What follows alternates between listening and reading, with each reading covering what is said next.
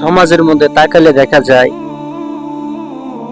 আপনারা এই দিকটা মনে হয় বদলি বলে না, বদলি বদলি এই যে একটা মানুষ সকাল থেকে নিয়ে সন্ধ্যা পর্যন্ত একটা টাইম থাকে, ওই নির্ধারিত একটা টাইম সময়, এই সময়ের ভিতরে আমার এই কাজগুলো আপনি করে দিবেন।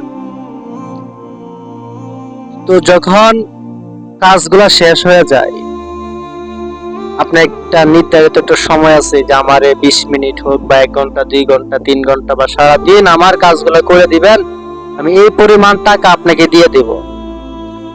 সমাজের মধ্যে অনেক ধনী ব্যক্তি আছে, তারা কি করে, এই গরিব লোকটা সারাদিন আপনার বাড়িতে খাটলো, খাটার পরে কি হয় যে সে টাকাটা আছে, টাকাটা 1 দিন 2 দিন 3 দিন 4 দিন 1 মাস 2 মাস পর্যন্ত ঘুরায়া তারপরে তাকে টাকাটা দেয়।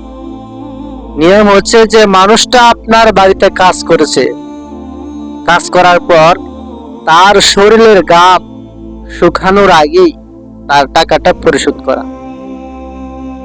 বুঝছেন, যে ওই মানুষটা আপনার বাড়িতে কাজ করেছে, কাজ করার পরে যে তার শরীরে ঘাম আছে, এই ঘামটা শুকানোর আগেই তার টাকা পরিশোধ করে দিতে হবে।